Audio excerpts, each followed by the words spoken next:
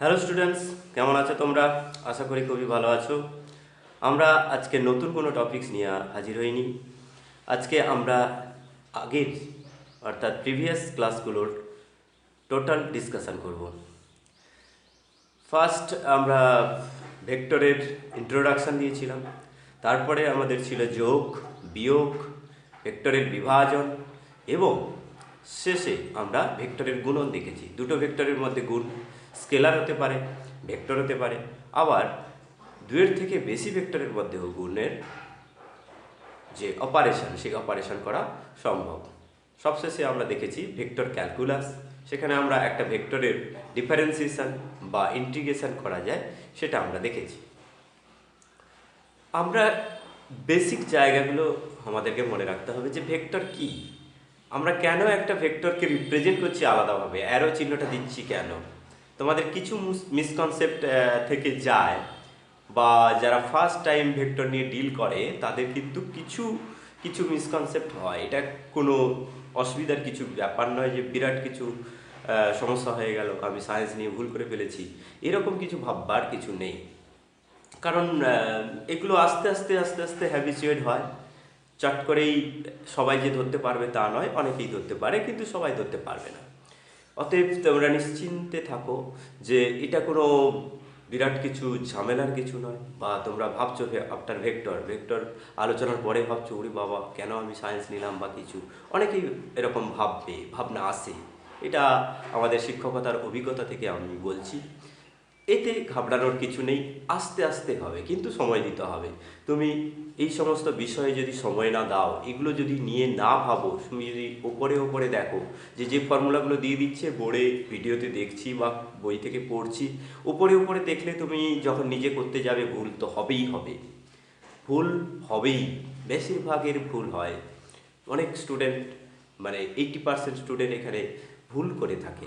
অতএব ভাবনা চিন্তা একটু বাড়াতে হবে যে আমি ভেক্টর বলছি, ভেক্টরের আমি ডিরেকশান এবং অ্যামপ্লিচিউড অর্থাৎ মান এবং দিক, এই দুটো বিষয় নিয়ে হ্যান্ডেল করছি, এটা মাথায় রাখতে হবে। এতদিন আমরা বীজগণিত করেছি, সেখানে শুধু যোগ বিয়োগ গুণ ভাগ করেছি, x into y, x plus y, x square y square, x cube y plus y square z, এরকম বহু অপারেশন সেখানে করেছি, সেখানে দিকটার চিন্তা করতে হয়নি। কিন্তু দেখো এখানে দিকের চিন্তা করতে হয়েছে, ঝামেলা তো একটু হবেই। অতএব ডোন্ট ওয়ারি, হবেই, তোমাদের সবারই খুব সুন্দরভাবে প্রিপারেশন হবে, তোমরা ভেক্টরের যে কোনো সমস্যার সমাধান করতে পারবে। কিন্তু আমরা যে কথাগুলো বলি সেগুলো মাথায় রাখতে হবে। ধরো তোমাকে একটা যোগ করতে দিয়েছে, তুমি কি করলে? তোমাকে বললো প্রথমে পূর্ব দিকে গেছে, তারপরে আবার উত্তর পূর্ব দিকে গেছে, তুমি সেখান থেকেই এটা আঁকলে এরকম করে, প্রথমে পূর্ব দিকে গেছে এরকম আঁকলে, তারপরে উত্তর দিকে গেছে এরকম আঁকলে, বা উত্তর পূর্ব দিকে গেছে এরকম আঁকলে। এইটা প্রথমে বোঝানোর জন্য দিয়েছিলাম, পরপর দেখো আপগ্রেড হয়েছে। প্রথমে আমরা যোগের ত্রিভুজ নিয়ম শিখেছিলাম, তারপরে আমরা সামান্তরিক নিয়ম শিখেছি, তারপরে আমরা বলেছি না আমরা ত্রিভুজ নিয়ম সামান্তরিক নিয়মকে বাদ রেখে আমরা বিভাজন করব প্রথমে। অর্থাৎ ভেক্টরগুলোকে দুটো, একটা তলে যদি অনেকগুলো ভেক্টর থাকে, সেই ভেক্টরগুলোকে আমরা ওই তলের দুটো পরস্পর লম্ব অক্ষ বরাবর বিভাজিত করব। সুবিধা কি হবে? ওই দুটো অক্ষ সাপেক্ষে যতগুলো ভেক্টর পাবো তাদেরকে সরাসরি যোগ করতে পারবো, যেমন করে আমরা বীজগণিতে যোগ করেছিলাম 10 + 10 20, 10 + 5 15, 10 + 20 30।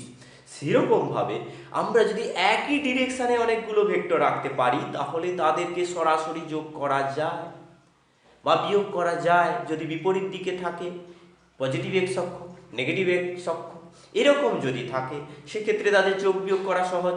এই কারণে আমরা কম্পোনেন্ট মেথড এনেছি, অর্থাৎ ভেক্টরকে বিভাজিত করেছি, তাও আবার সেটা ভেক্টরের যোগের নিয়মে। ঠিক কি না? তোমরা কিন্তু এগুলো সমস্ত দেখেছো, জেনেছো বা আলোচনা করেছো। অনেকের বিভিন্ন রকম বই, বিভিন্ন রকম নোটস, সমস্ত কিছু মিলিয়ে তোমরা করেছো। নিশ্চয়ই তোমরা চেষ্টা করেছো, চেষ্টা যে করনি তা নয়, অনেকে চেষ্টা করার পরেও কিন্তু ভুল করতে পারো। কোনো সমস্যার ব্যাপার নয়, ভুল হতেই পারে, কিন্তু ভুলটা থেকে তোমাকে শিখতে হবে। দ্বিতীয়বার এই সমস্যাগুলো যেন না হয়, তার জন্য আজকের এই ভিডিও। এবারে দেখো, এখানে তোমার পূর্ব দিকে প্রথমে গেল, তারপরে তুমি বলছো উত্তর পূর্ব দিকে গেল। তুমি ভেক্টর দুটোকে এইখানে এঁকেছো, কারণ তুমি ফার্স্ট টাইম যেটা পড়েছো সেটা হলো ত্রিভুজের সূত্র। তাহলে ত্রিভুজের সূত্র অনুযায়ী তুমি এখানে কি করলে, এইরকম করে এর অ্যাড করার চেষ্টা করলে। এবারে তুমি কি করেছো না, এদের মধ্যে কোনটা নিয়ে ফেলেছো 135 ডিগ্রি। এখানেই তোমার ভুলটা হয়ে যাবে। দেখো, ভেক্টর যোগের যে সূত্র সেটা কি, সি স্কোয়ার সমান A square plus B square plus 2ab cos theta. এই কসের ভ্যালু যখন 90 ডিগ্রির থেকে বেশি হবে, কসের থিটার ভ্যালু, তখন কস থিটা ঋণাত্মক হয়ে যাবে। দেখো, এইটা আর এটা যোগ করে কখনো এটা কম আসছে, কখনো কম আসেনি, তার মানে এটা বড় আসছে। এখানে নেগেটিভ চিহ্ন হলে তো ছোট হয়ে যাবে, এ মাইনাস বি এর দিকে চলে যাবে। মাথায় রাখতে হবে, কমন সেন্সটা অ্যাপ্লাই করতে হবে যে না, তাহলে কিছু একটা আমাদের ভুল হচ্ছে। এখান থেকে তোমার বোঝা উচিত, অথবা তোমার এমনিতেই বোঝা উচিত। দেখো, এই ভেক্টরের ডিরেকশন এই দিক বরাবর, এই দিক বরাবর, এই ভেক্টরের ডিরেকশন এই দিক বরাবর, এদের মধ্যবর্তী কোণ কিন্তু 45 ডিগ্রি, এদের মাঝের কোণ 45 ডিগ্রি। এই কমন মিস্টেকটা হয়ে থাকে অনেকের। এই মিস্টেকটা এড়ানোর জন্য আমরা কিন্তু সামান্তরিক সূত্র ব্যবহার করতে বলি। তোমরা ত্রিভুজ সূত্র তো অবশ্যই শিখেছো, ত্রিভুজ সূত্র থেকেই তো সামান্তরিক সূত্র প্রুফ করা হয়েছে, দুটো সূত্র তো আলাদা নয়, একই। অর্থাৎ তোমরা কি করবে, এখানে সবসময় করবে যে এই ভেক্টরটাকে তুমি এখানে আনবে। দেখো, ভেক্টরের সুবিধা কি, এই ভেক্টরের মান সমান রেখে আর একে প্যারালালি যদি একটা রেখাংশ টানা যায়, এই সমান দৈর্ঘ্যে, আমি এখানে একটা ভেক্টর পেয়েছিলাম এইরকম, এর সমান দৈর্ঘ্যে এখানে যদি আমি একটা সমান্তরাল সরলরেখা টানতে পারি, তাহলে এই ভেক্টরটাই হলো এখানে। এবারে আমি কি করব, এই দুটো ভেক্টরকে যোগ করব। দেখো, এই ভেক্টর আর এই ভেক্টর যোগ করব। এখন আমি সামান্তরিক সূত্র লাগাতে পারলাম। এবারে সহজেই বুঝতে পারবো এদের মধ্যে কোণের মান 45 ডিগ্রি, এখানে ভুল হওয়ার সম্ভাবনা কম। তাহলে তোমাকে কি করতে হবে, ত্রিভুজ সূত্র এড়িয়ে তোমাকে সামান্তরিক সূত্রতে যেতে হবে। গিয়ে তুমি কি করবে, এই সামান্তরিকটা কমপ্লিট করবে, এরকম করে সামান্তরিক কমপ্লিট করবে। করার পরে তুমি পেয়ে যাবে এই লব্ধি ভেক্টর। লব্ধি ভেক্টরের ভ্যালু তুমি কিন্তু পেয়ে যাবে, ঠিক কি না? এই ক্ষেত্রে তুমি 45 ডিগ্রি এখানে বসিয়ে দাও। এ আর বি এর ভ্যালু তুমি জানো, তোমাকে দেওয়া আছে। ধরো 10 কিলোমিটার, 10 কিলোমিটার হলে এটা 10 হবে, এটা ধরো 5 কিলোমিটার, এটা 5 হবে। এইভাবে তোমাকে এগিয়ে যেতে হবে। এর থেকেও ভালো পদ্ধতি কি না, বিভাজনের সাহায্যে করা। তুমি কি করবে, এখানে 45 ডিগ্রি আছে এই ভেক্টর, এদিকে তুমি x অক্ষ টানলে, এদিকে y অক্ষ টানলে। এবারে x অক্ষের দিকে এই ভেক্টরের উপাংশ কি হবে, এটা যদি b হয় তাহলে b cos 45 ডিগ্রি হবে, আর এদিকে হবে b sin 45 degree.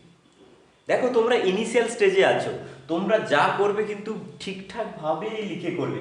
cos 45 degree যখন টানলে, তুমি দেখো, তুমি একটা ভেক্টরকে ভেঙেছো। কোন সূত্রের নিরিখে তুমি ভেঙেছো? তুমি কিন্তু ভেঙেছো সামান্তরিক সূত্রকে ভেবে রেখে, সামান্তরিক সূত্র অনুযায়ী কিন্তু তুমি ভেঙেছো। এবার সেক্ষেত্রে সামান্তরিকটাকে তুমি কি করছো, আয়তক্ষেত্র করেছো, কারণ এখানে পরস্পর লম্ব অক্ষ বরাবর তুমি ভেঙেছো। তাহলে এখানে তুমি কি করবে, ধরো এই ভেক্টরটাকে তুমি ভাঙছো বি ভেক্টর, এই দিক বরাবর ভাঙছো আর এই দিক বরাবর ভাঙছো।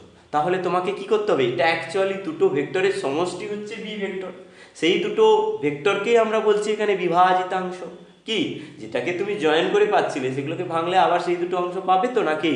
তাহলে এখানে তুমি কি করবে না, এখানে যদি 45 ডিগ্রি হয়, তাহলে এইটাকে তুমি এরকম করে টানো প্রথমে।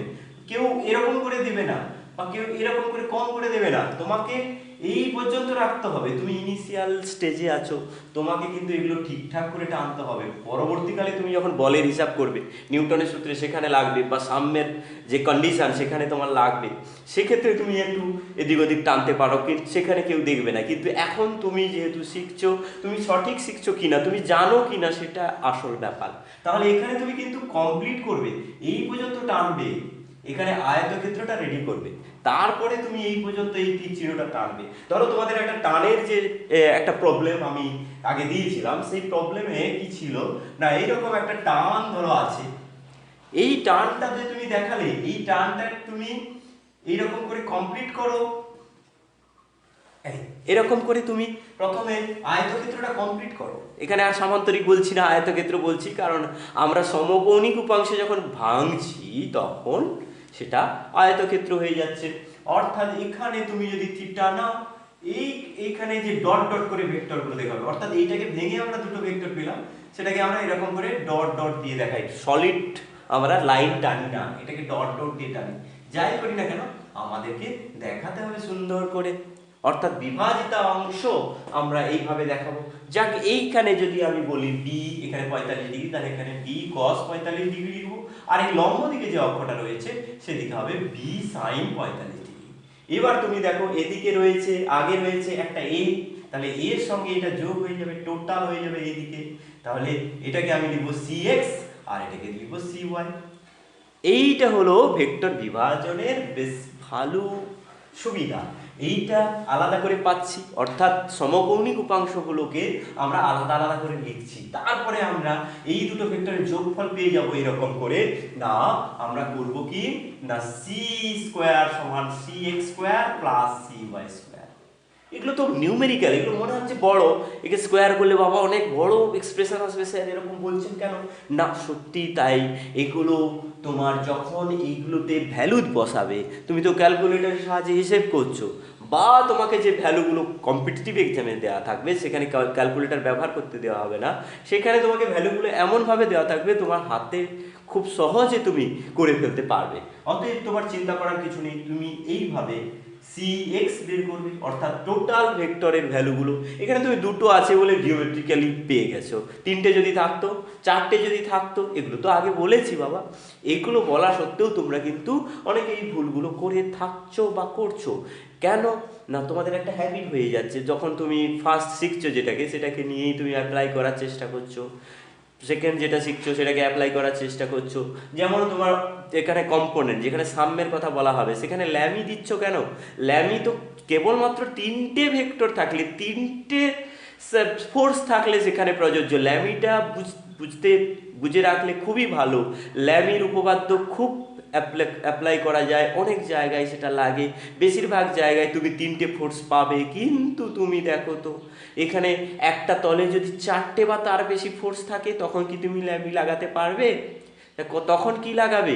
তখন তুমি সামেশন fx, সেই fx এর value f1x, f2x, f3x, f4x, f5x যা খুশি করতে পারো। তাহলে তুমি কোন ফর্মুলাটা শিখবে, যেটা মোর জেনারেল, যেখানে অনেককে তুমি হ্যান্ডেল করতে পারবে, তুমি সেই ফর্মুলাটা নেবে, হ্যাঁ কি না? হ্যাঁ, সেই ফর্মুলাটাই নেব।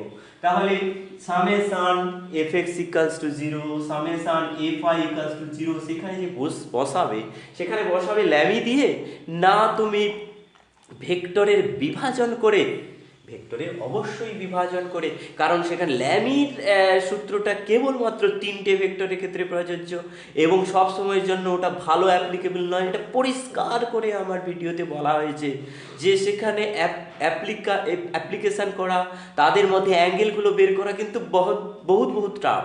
কিন্তু আমরা এখানে এই কম্পোনেন্ট মেথডে যদি করতে পারি, এবং কম্পোনেন্ট মেথডটা যদি হ্যাবিচুয়েটেড করতে পারি, আমরা সিম্পল ফর্মুলা নেব, সিম্পল প্রবলেম নেব, এক দুটো তিনটে ভেক্টর নিয়ে আমরা প্রথমে করি। তার কারণ আমাদেরকে একটা জিনিস অ্যাপ্লাই করতে গেলে কিছু অভিজ্ঞতা দরকার হয়। এই কারণে আমি বলছি যে এখানে সব সময় যে কোনো এইরকম সমস্যায়, সাম্যের সমস্যায়, তোমরা দুটো উপাংশে ভাগ করে নেবে। fx summation fx equals to 0 হবে, অর্থাৎ এক্স অক্ষে ধনাত্মক, আরও সহজ করে এটাকে আমি বলেছিলাম যে ধনাত্মক এক্স অক্ষের দিকে বলের মোট উপাংশগুলো এর যে ভ্যালু, সেটা ঋণাত্মক এক্স অক্ষের দিকে বলের মোট উপাংশগুলোর সঙ্গে সমান হয়। আর ওয়াই এর ক্ষেত্রে তাই, ধনাত্মক ওয়াই অক্ষের দিকে যে টোটাল উপাংশগুলো হয়, ঋণাত্মক ওয়াই অক্ষের দিকে বলগুলো টোটাল উপাংশ তাই হবে সাম্যের শর্তে। এইটা তোমাকে মনে রাখতে হবে। অর্থাৎ আমাদেরকে প্রথমে সিম্পল শিখে মোর জেনারেলের দিকে এগোতে হবে। এইটা মাথায় রাখবে যে আমরা ছোট ছোট প্রবলেম করি কেন, ছোট প্রবলেম থেকে আমাদের অভিজ্ঞতা হয়, সেখান থেকে আমরা বড় প্রবলেম অনায়াসে করতে পারি। তোমরা দেখবে যে একটা প্রবলেম প্রথমে দেখলে একটা বড় করে লেখা আছে, সেটা দেখলে আমরা ঘাবড়ে যাই, ঠিক কি না? আমরা সকলেই আমাদের একটা ফার্স্ট আমাদের ইমপ্রেশন থাকে কি প্রশ্নটা ছোট হবে, বড় প্রশ্ন হলে আমরা সেটাকে অ্যাভয়েড করার চেষ্টা করি। কিন্তু না, তুমি দেখবে বড় কোশ্চেনে কিন্তু অনেক ছোট ছোট কোশ্চেন লেখা থাকে। ধরো তোমাকে একটা কিছু বের করতে দিল, সেখানে তোমাকে এরিয়া দিয়ে ফর্মুলা আছে, কিন্তু তোমাকে এরিয়া দিল না, দৈর্ঘ্য প্রস্থ দিল, তাহলে কি তুমি পারবে? না, পারবে। কারণ তুমি সেই দৈর্ঘ্য গুণিত প্রস্থ সমান এরিয়া ছোটবেলা শিখে এসছো। তখন তোমার দৈর্ঘ্য গুণিত প্রস্থ সমান এরিয়া হিসেব করতে প্রথম একটু অসুবিধা হতো। এই কারণে আমরা বলি যে আমাদের ক্ষেত্রে এইরকম ছোট ছোট প্রবলেম থেকে বড় প্রবলেমে যেতে হবে। এই কারণে তার জন্য সময় দিতে হবে, তার জন্য চিন্তা দিতে হবে। তোমরা সকলে একটু সময় দাও আর একটু চিন্তা করে যে কোনটাতে বেটার হচ্ছে, কোনটা কেন ব্যবহার করা হচ্ছে, এই ফর্মুলাটা আমি শিখছি বা কেন, এই বিষয়গুলো তোমরা যদি জানতে পারো, বুঝতে পারো, তাহলে কিন্তু তোমাদের অসুবিধা হবে না। এই ক্ষেত্রে ফার্স্ট মিস্টেকগুলো আমি বললাম, এই মিস্টেকগুলো হয়ে থাকে যে আমার বাবু যেরকম আছে পরপর আমি দিয়ে যাচ্ছি না। হেড এবং টেল আমি বলেছিলাম এই কারণে। দেখো হেড অ্যান্ড টেল কিন্তু বইতে লেখা থাকে না বাবা, সব জায়গায় তুমি পাবে না, কিন্তু আমি হেড অ্যান্ড টেল বললাম কেন, এটাই তোমাকে ভাবতে হবে। যে টেল এখানে আমি বলেছি মানে এখানে তোমাকে যে কোনো ভেক্টরকে এইভাবে অরিজিন থেকে শুরু করতে হবে। যে কোনো ভেক্টর, এদিকে এক্স অক্ষ, এদিকে ওয়াই অক্ষ, এখান থেকে তুমি শুরু করবে যে কোনো ভেক্টরকে, তার এক্স অক্ষের দিকে উপাংশ পাবে, ওয়াই অক্ষের দিকে উপাংশ পাবে। এই পাদে যদি থাকে, প্রথম পাদে যদি কোনো ভেক্টর থাকে, সেক্ষেত্রে তার দুটো কম্পোনেন্টই পজিটিভ হবে। আবার ধরো এই দিকের একটা ভেক্টর রয়েছে, তাকেও তুমি এই অরিজিন থেকে শুরু করবে। হ্যাঁ, আবার একটা ধরো ভুল করে কেউ যে বলা আছে যে উত্তরের সাপেক্ষে পূর্ব দিকে 30 ডিগ্রি কোণে, 30 ডিগ্রি কোণে উত্তরের সাপেক্ষে পূর্ব, 30 ডিগ্রি কোণে উত্তরের সাপেক্ষে পূর্ব, কেউ এরকম করে এঁকে দিয়েছে। এটা কি ঠিক হবে? না, সব সময় তুমি ভেক্টরের এই টেলটাকে, ল্যাচটাকে, ভেক্টরের টেলটাকে তুমি এই অরিজিনে রাখার চেষ্টা করবে, অরিজিনে রাখবে, তাহলে তোমার ভুল হবে না। দেখো এখানে আমি বলেছি যে এদিকে যদি পূর্ব হয় আর এদিকে যদি উত্তর হয়, এবার বলছি উত্তরের সাপেক্ষে পূর্ব দিকে, তুমি তাহলে এখান থেকে শুরু করবে উত্তরের সাপেক্ষে পূর্ব, উত্তরের সাপেক্ষে পূর্ব, উত্তর থেকে শুরু করে পূর্বের দিকে যাবে, উত্তরের সাপেক্ষে পূর্ব দিকে 30 ডিগ্রি। তাহলে তোমাকে কি করতে হবে? টেলটা অরিজিন থেকে শুরু করতে হবে এবং সেটা উত্তরের সাপেক্ষে যখন বলছে উত্তর থেকে শুরু করে পূর্ব দিকে 30 ডিগ্রি কোণে তোমাকে ঘোরাতে হবে। এইটা হলো। এবারে তোমাকে বলবে 30 নিউটন বল পূর্বের সাপেক্ষে উত্তরের দিকে 30 ডিগ্রি কোণে প্রযুক্ত হচ্ছে। তাহলে পূর্ব এটা উত্তর, পূর্ব থেকে উত্তরের দিকে, পূর্বের সাপেক্ষে উত্তরের দিকে 30 ডিগ্রি বলেছে, 30 নিউটন বল। এইভাবে তুমি এই বলটাকে রিপ্রেজেন্ট করবে। ক্লিয়ার একদম? কোনো এখানে ভুল ভ্রান্তি তো কোনো ব্যাপার নেই, কারণ আমি যা যা বলছি সেইভাবেই তোমরা শুধু ক্যাচ করবে।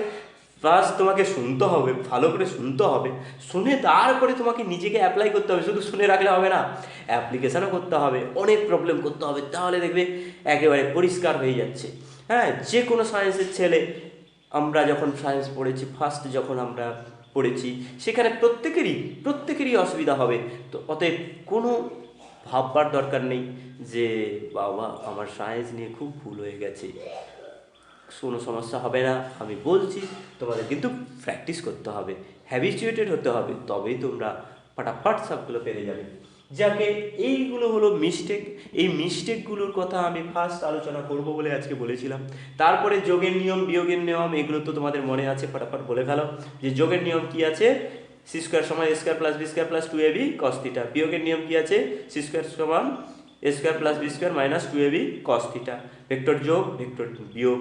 এখানে দিকের দিক, অর্থাৎ যদি আমি লব্ধিটার দিক জানতে চাই এ ভেক্টরের সঙ্গে, তাহলে কি করতে হবে? লব্ধির দিক এ ভেক্টরের সঙ্গে যদি আলফা কোণে থাকে সমান, অতএব ট্যান আলফা সমান হবে B sine theta by A plus B cos theta. আর যদি বি এর সঙ্গে কোণ করে থাকে আলফা কোণে বা বিটা কোণে, তাহলে কি হবে? ট্যান বিটা সমান A sine theta by B plus A cos theta.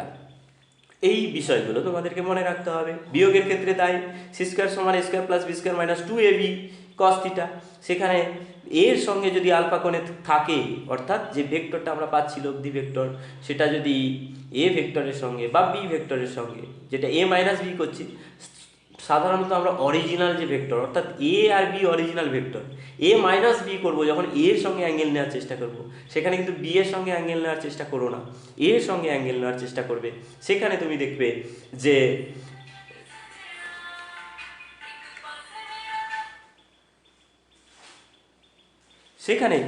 দেখবে যে এ কি বলে, যেটা বলছিলাম, যে এই ভেক্টরের সঙ্গে, অরিজিনাল ভেক্টরের সঙ্গে তুমি কোণের মানটা নেবে। মাঝে একটু ব্রেক নিয়ে নিয়েছিলাম, একটু ব্রেক নিতে হয়েছিল।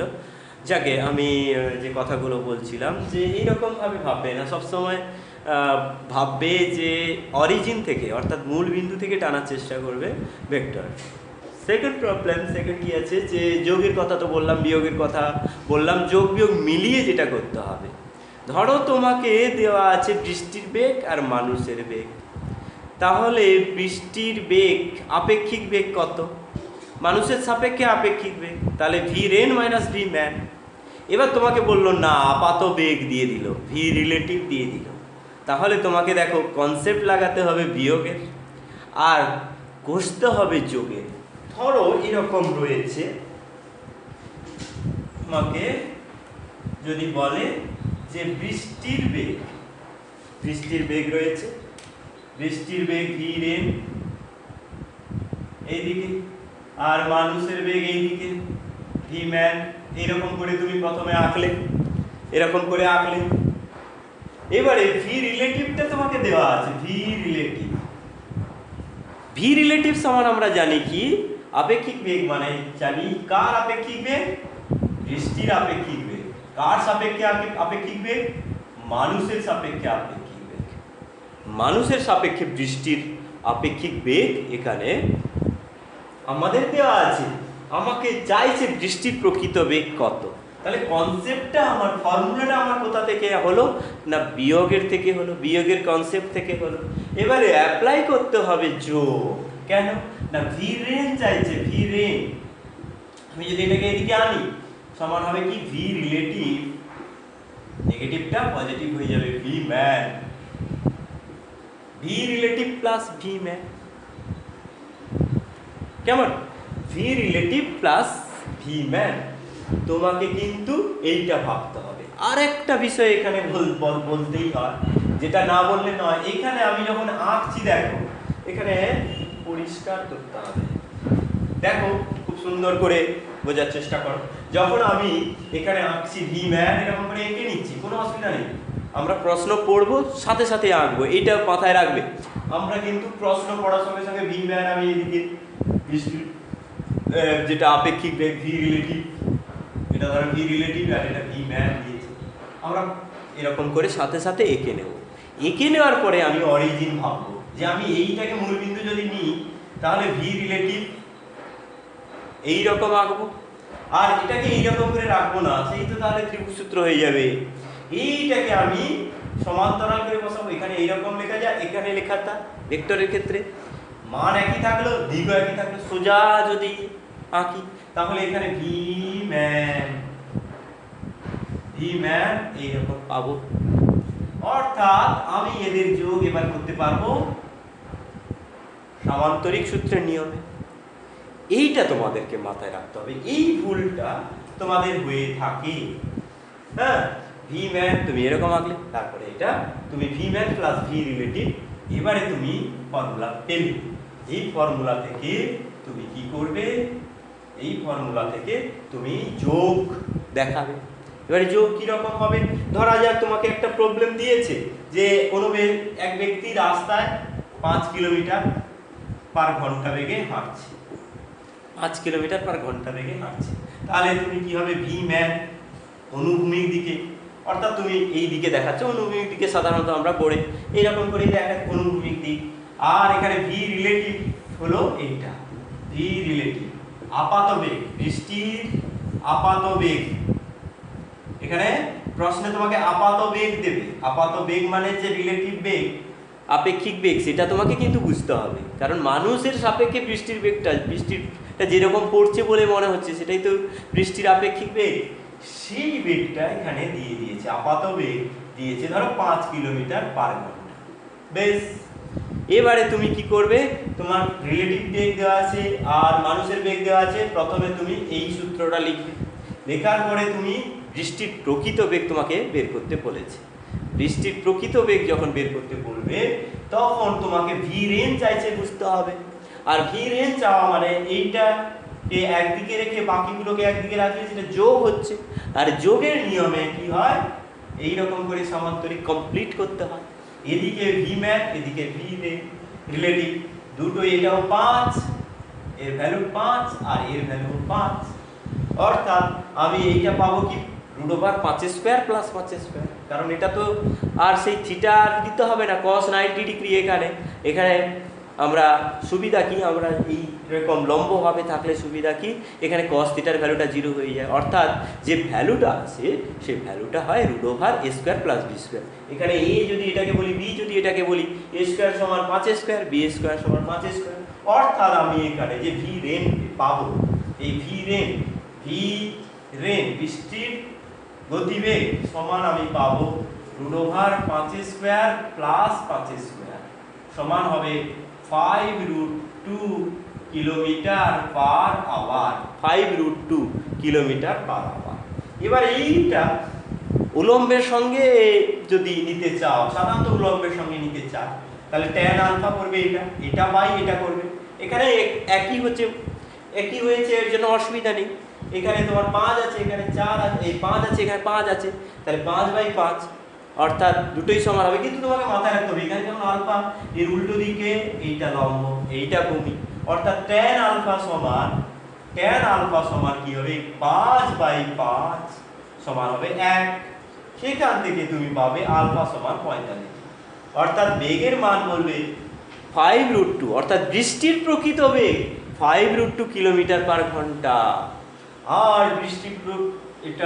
বৃষ্টি পড়ছে এইভাবে বৃষ্টি পড়ছে, একটা উলম্বের সঙ্গে কোণ করে পড়ছে, সে যে কারণেই হোক, বাতাস থাকার কারণে হোক, যে কারণেই হোক, বৃষ্টি পড়ছে এইরকম ভাবে, হ্যাঁ, উলম্বের সঙ্গে 45 ডিগ্রি কোণ করে। ভেক্টর বলা মানে তার মান যেমন দিতে হবে তেমনি তার দিকও দিতে হবে, এইটা তোমাদের মনে রাখতে হবে। এই বিষয়গুলো এলো। এরপরে যেটা আমরা আলোচনা করিনি, হ্যাঁ, আগের যে প্রিভিয়াস ভিডিওগুলোতে আমরা নৌকার বেগ আর স্রোতের বেগ সম্পর্কে কতটা আলোচনা করিনি। নৌকার বেগ আর স্রোতের বেগের প্রবলেম তোমাদের আসে। ধরো একটা নদী, এরকম নদী, এই পাড় থেকে ওই পাড়ে যেতে হবে, এই একটা নদী, এই পাড় থেকে ওই পাড়ে যেতে হবে। এবার নদীতে কি আছে, স্রোত আছে, কখনো স্থির জল থাকতে পারে, তবে সেটা হয় না বললেই চলে। নদীর একটা স্রোতের বেগ আছে। এবারে একটা নৌকা স্রোতে যাওয়া মানে কি, স্রোতের সঙ্গে একটা নৌকো এরকম করে ভাসছে, নৌকার বেগ থাকার সঙ্গে সঙ্গে স্রোতও তার দিকে নৌকাটাকে টেনে নিয়ে যেতে চাইবে। আর নৌকার নিজস্ব বেগ রয়েছে, আলটিমেট দুটো বেগ যোগ হয়ে নৌকাটা যাবে। হ্যাঁ, তাহলে আমার এখানে নৌকার বেগ এবং স্রোতের বেগের ক্ষেত্রে আমাকে যে নিয়মটা দিয়ে এই প্রবলেমটাকে হ্যান্ডেল করলে ভালো, সেটা হলো ত্রিভুজের নিয়ম। ত্রিভুজের নিয়ম হলে এই নৌকা এবং স্রোতের যে প্রবলেম আসবে, যে সমস্যা আসবে, যে প্রশ্ন দেবে, সেই প্রশ্নগুলোকে তুমি চট করে বুঝে নিতে পারবে। কীরকম না, দেখো, একটা নৌকাকে আমি সরাসরি নিয়ে যেতে চাই, একদম এই বিন্দু থেকে সরাসরি ওই পারে, এরকম করে সরাসরি নিয়ে যেতে চাই। আর স্রোত আসছে এদিক থেকে, তাহলে নৌকাটা আমি কোন দিকে চালাবো? নৌকাটা এদিকে চালালে তো আরও এদিকে সরে যাবে, সোজাসুজি চালালে তো এই স্রোতের জন্য এদিকে চলে যাবে। তাহলে নৌকাটাকে কোন দিকে চালাতে হবে? এই দিকে চালাতে হবে। নৌকাটাকে এই রকম করে বেগ দিতে হবে, প্রাথমিক যে বেগ আমরা দেবো এই রকম করে চালাবো, চালিয়ে দেখবে এইখানে এসে পৌঁছাবে। তোমরা দেখেছো যেখানে খেয়া চলে, দেখেছো তোমরা কখনো খেয়া পেরোনোর সময় দেখেছো যে স্রোত যেদিকে থাকে যারা নৌকা নিয়ে যায়, এখন তো সব বেশিরভাগ মেশিন আছে নৌকাতে, হ্যাঁ, সে মেশিনের সাহায্যে নৌকা চলছে। আগে পাল হাল হাল থাকতো, পাল নৌকাটা অন্য জায়গায় কাজে লাগে। এখানে সেক্ষেত্রে দেখতে হবে যে ওখানে নৌকাটাকে আমাকে স্রোতের স্রোত এদিক থেকে আসছে, এদিকেই মুখ করে আমাকে চালাতে হবে। অর্থাৎ এইটা হবে ভি বোট আর এটা হবে ভি স্ট্রিম, অর্থাৎ স্রোতের বেগ, স্রোত বলো ভিএস, আর ভি নৌকা ভি বোট, এইটা মিলিয়ে এইটা হবে ভি আর। ভি রেজাল্টের যেটা সেটা কিন্তু এই দিক বরাবর হবে। অর্থাৎ নদীর যে লেন্থ, সেই লেন্থ অর্থাৎ চওড়া, নদীর লেন্থ বল মানে কি, যেখানে সেই নীল নদ নয় বা গঙ্গা নদ নয়, যে তার দৈর্ঘ্য মানে হচ্ছে যে হিমবাহ থেকে সেখান থেকে সেই সাগরে এসে মিলছে, সেই দৈর্ঘ্য ওইখানে নয়। এখানে যদি বলে নদীর লেন্থ, এখানে লেন্থ বলবে না, এটা নদীটি চওড়া বলবে। হ্যাঁ, এখানে এইটা থেকে এটার দূরত্ব ধরা যাক এখানে দিয়ে দিয়েছে কিছু একটা, তাহলে এখানে সরাসরি পেরোতে গেলে এই নৌকোটাকে পাড়ের সঙ্গে কত কোণে চালাতে হবে, পাড়ের সঙ্গে কত কোণ করে চালাতে হবে। এবার তোমাকে দেওয়া থাকলো, ধরো নৌকার বেগ 5 কিলোমিটার পার ঘন্টা, নৌকার বেগ দেওয়া থাকলো 5 কিলোমিটার পার ঘন্টা। আর দেওয়া থাকলো কি, স্রোতের বেগ, স্রোতের বেগ দেওয়া থাকলো, নৌকার বেগ দেওয়া থাকলো, স্রোতের বেগ দেওয়া থাকলো ধরা যাক 3 কিলোমিটার পার ঘন্টা। তোমাকে এবার বলবে যে তুমি কিভাবে এই নৌকাটা চালালে, কোন অ্যাঙ্গেলে চালালে তুমি সরাসরি ওই পাড়ে গিয়ে পৌঁছতে পারবে। অর্থাৎ ন্যূনতম পথে তুমি নৌকাটাকে নিয়ে যাবে, ন্যূনতম পথে পারাপার, অর্থাৎ ন্যূনতম দূরত্ব তুমি যাচ্ছ। তুমি খেয়াটা এখান থেকে এখানে যাচ্ছ না, খেয়া এখান থেকে এখানে, এখানকার খেয়া আর এখানকার খেয়া যদি মুখোমুখি থাকে তাহলে তোমাকে এরকম করতেই হবে। সেই ক্ষেত্রে তোমাকে কি করতে হবে না, নৌকাটাকে এই কোণে চালাতে হবে। এই কোণে চালাতে গেলে আমরা ত্রিভুজ সূত্র অনুযায়ী আমি ভি রেজাল্টেন্ট তো পেয়ে গেছি। এইটা যদি থিটা হয়, এটা একান্তর কোণ, এটা থিটা। এবারে তুমি বলো কোনটা কোনটা তোমাদের আছে, ভিবি আর ভিএস। আচ্ছা দেখা যাক ভিবি বাই ভিএস করলে কি হয়।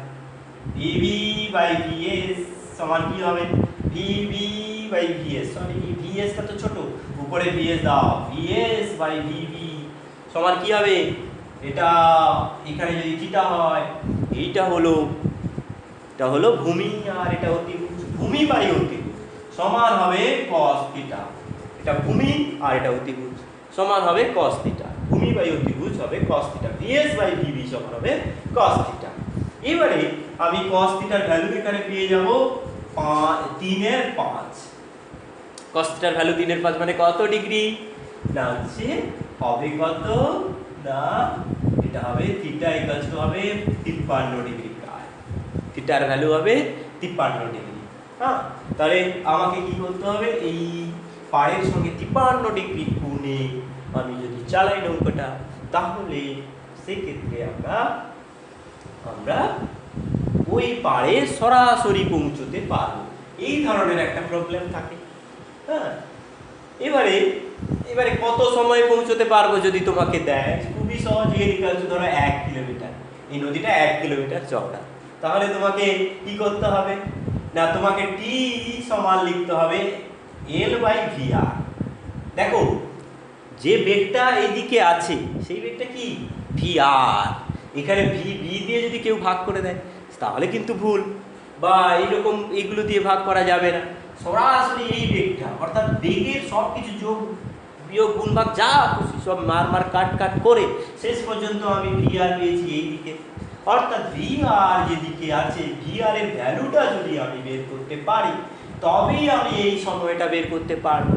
ভি আর এর ভ্যালু কি হবে, এটা তো একটা সমকোণী ত্রিভুজ, এটা 5, এটা হলো গিয়ে 3, তাহলে এটা হবে কত, √5² - 3², এটা হবে 4।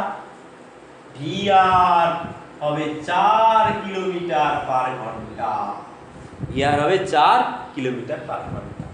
আর এখানে টি হবে কত না 1/4, দেখো 1 কিলোমিটার আর এখানে 4 কিলোমিটার পার ঘন্টা, তাহলে এককটা কিসে আসবে, 1/4 ঘন্টা, 1/4 ঘন্টা মানে 15 মিনিট। কি এখানে 15 মিনিট সময় লাগবে, এই দিকে যাবে কত সময়ে, 15 মিনিট সময়ে সে খেয়া পার হতে পারবে। কেমন? এই হলো গিয়ে ব্যাপার। এই যাবতীয় প্রশ্নের উত্তর তুমি দিতে পারবে। সবসময় খেয়াল রাখবে যে এই বেগের যে ভ্যালু সেইটা দিয়ে ভাগ করতে হবে। দ্বিতীয় প্রবলেম কি আসে? দ্বিতীয় প্রবলেম যেটা আসে সেটা হলো ন্যূনতম সময়ে খেয়া পারাপার। অর্থাৎ তুমি স্রোতের এগেনস্টে এখানে যাচ্ছ, এখানে কি হবে, স্রোতের এগেনস্টে গেলে তো একটু বেশি সময় লাগবে, তুমি ন্যূনতম দূরত্বে পেরিয়েছো। কিন্তু দ্বিতীয়টা যেটা, সেটা ন্যূনতম সময় যদি পেরোতে চাও তাহলে তোমাকে কি করতে হবে, প্রাথমিক যে বেগটা সেটা কিন্তু এই পাড়ের সঙ্গে লম্বভাবে রাখতে হবে। অর্থাৎ স্রোতের বেগের সঙ্গে এখানে রয়েছে কততে না 90 ডিগ্রিতে স্রোত। এখানে ভি বোট লিখবে, ভি স্রোত কোন দিকে লিখবে বলো তো? কেউ লিখবে এই দিকে। আরে বোকা, এইদিকে লিখবে কেন? না না, তোমরা বোকা নয়। হ্যাঁ, এইখানে কি হবে, এই দিকে ভিএস স্রোতের বেগ। কারণ কি, তুমি এখানে ত্রিভুজ সূত্র বলেছি, এখানে অ্যাপ্লিকেবল, ভালো অ্যাপ্লিকেশন করা যায় ত্রিভুজ সূত্রে। তাহলে সেখানে কি হবে, ভিবি আর এদিকে ভিএস, রেজাল্টেন্ট হবে এদিকে ভিআর। এর ফলে সে এইখানে গিয়ে যেখানে যাচ্ছে যাক, মরুকে। হ্যাঁ, তাহলে এখানে কি হবে, এইখানে এসে পৌঁছালো কত সময়ে তোমাকে প্রশ্ন করবে। তোমাকে বলবে এটা 1 কিলোমিটার, নদীটি চওড়া 1 কিলোমিটার। সেখানে ভিবি দিয়ে দেবে, এখন ভিবি দেবে 4 কিলোমিটার পার ঘন্টা, আর ভি স্রোত দিয়ে দেবে 3 কিলোমিটার পার ঘন্টা। এবার তোমাকে বলবে যে এই নদীটি পেরোতে কত সময় লাগবে, ন্যূনতম টাইম লাগবে, কম সময় লাগবে। এবার সেই সময়টা কত লাগবে, তুমি কি করবে না, এই ভিআর বের করার চেষ্টা করবে, এই ভ্যালুটা বের করার চেষ্টা করবে। অত কিছু করতে হবে না, এখানে তুমি থিটা বের করলে অবশ্যই এই ভ্যালুটা আসবে, তাকে ভিআর দিয়ে ভাগ করলে অবশ্যই সেই টাইমটা আসবে। কিন্তু তুমি করবে কেন, তোমার এই যে বেগের একটা উপাংশ এই দিকে রয়েছে, এই উপাংশটাই এই ডিসটেন্সটা নিয়ে গেছে, আর এই উপাংশটা এইদিকে নিয়ে গেছে। তুমি যদি এটাকে যদি এক্স বলো আর এটাকে যদি ওয়াই বলো, তাহলে তুমি এখানে ভেক্টরের কনসেপ্ট তোমার কিন্তু হয়ে গেছে, পুরো ভেক্টরের চ্যাপ্টার কমপ্লিট। তোমাকে এখন খুব বুদ্ধিমান হতে হবে, ফটাফট তোমাকে সব জায়গায় এই ভেক্টরের কনসেপ্টগুলো দিয়ে দিতে হবে। তাহলে এখানে ভিবি, বোটটা নিয়ে যাচ্ছে এই ডিসটেন্স, বোটের যে স্পিড সে এই ডিসটেন্স নিয়ে যাচ্ছে, ভিবি ইন্টু টি সমান হবে ওয়াই। আর এই দিকে নিয়ে যাচ্ছে কি না ভিএস, ভিএস ইন্টু টি হবে এক্স। এখানে তো তোমাকে এক্স বের করতে দেয়নি, এখানে তোমাকে ওয়াই দেওয়া আছে। ওয়াই দেওয়া থাকলে আর বোটের যে স্পিড দেওয়া আছে সেখান থেকে তুমি পেয়ে যাবে ওয়াই এর ভ্যালু কি দেওয়া আছে 1 কিলোমিটার। তাহলে এখানে ভি বোটের ভ্যালু কত, 4 কিলোমিটার, 4 গুণিত টি সমান হবে 1। তাহলে এখানে টি হবে 1/4 সমান হবে 15 মিনিট। স্যার আগের প্রবলেমটাই যে 15 এসেছিল, এটা তো 15 এলো কেন? এটা তো আপনার কম সময় লাগবে বলছিলেন। আরে বাবা, এটা 4 কিলোমিটার পার আওয়ার, সেখানে 5 কিলোমিটার পার আওয়ার আছে, ঠিক আছে, এই সময়টি লাগবে। এবারে ওইভাবে স্যার প্রমাণ করে দিন। ওইখানেও বলছেন যে ভিআর দিয়ে ভাগ করলে ওই ডিস্টেন্সটা 15 মিনিট আসছে কিনা, অবশ্যই আসবে। তুমি দেখো এইটা যদি তুমি করো, এখানে ভিবি আর ভিএস দিয়ে দিয়েছে, তুমি এটা যদি থিটা বলো তাহলে তোমার থিটা হবে এটা। এবার তোমার কি কি জানা আছে, ভিবি আর ভিএস জানা আছে, তাহলে তুমি কি পাবে, ট্যান থিটা পাবে। ট্যান থিটা সমান কি হবে, ভিবি বাই ভিএস। দেখো এই বাহু সমান, এই বাহু হচ্ছে লম্ব আর এই বাহু হলো ভূমি, লম্ব বাই ভূমি, v b by v s, v b by v s. V b সমান হবে 4 আর ভিএস হবে 3। এইরকম ক্ষেত্রে থিটার ভ্যালু হয় কত না, এক্ষেত্রেও 4 এর 3 হলে, তোমরা অনেক প্রবলেমে এটা করেছো, 4 এর 3 হলে এইখানে এটাও হয় 53 ডিগ্রি, থিটার ভ্যালু হয় 53 ডিগ্রি। এবারে তুমি কি করবে, এই ভ্যালুটা পেতে চাইবে, এটা 1 কিলোমিটার, এটা 53 ডিগ্রি, এটা এখানে 53 আমি লিখে দিচ্ছি 53 ডিগ্রি। তাহলে এই লেন্থটা আমি ধরবো, এক্স ওয়াই তো ধরা আছে, এটাকে আমি এস ধরবো, এস, আর এটা হলো ওয়াই। তাহলে এখানে কি হবে, ওয়াই জানি, এস চাই, তাহলে এখানে লম্ব বাই অতিভুজ ওয়াই বাই এস, এসটা আমি জানতে চাই, আমি ফর্মুলা লাগাবো কি, ওয়াই বাই এস সমান হলো গিয়ে, এটা 53 ডিগ্রি আছে, ওই ওয়াইটা কি লম্ব, তাহলে সাইন 53 ডিগ্রি, সাইন 53 ডিগ্রির ভ্যালু কত হয়, 4/5। সাইন 53 ডিগ্রির ভ্যালু হয় 4/5। তাহলে এস হবে কত, এস হবে 5y/4, 5y/4, 5y কত 1, 5 × 1/4 সমান হচ্ছে 5/4 কিলোমিটার। ব্যাস, এবারে VR-টা বের করব। দেখো কত সিম্পল জিনিস, কত কঠিন করে হচ্ছে। VR সমান কি হবে বলো? এইটা হলো গিয়ে VR, এইরকম যদি আমি ত্রিভুজ করি, এটা VR, এটা VB আর এটা VS।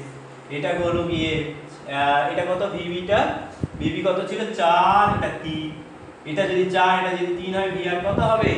ইজিলি তোমরা সবাই জানো, এটা স্কয়ার প্লাস এটা স্কয়ার রুট ওভার করলে হবে 5। তাহলে VR হয়ে যাবে 3 স্কয়ার প্লাস 4 স্কয়ার সমান 5 কিলোমিটার পার ঘন্টা। তাহলে এখানে কি হবে?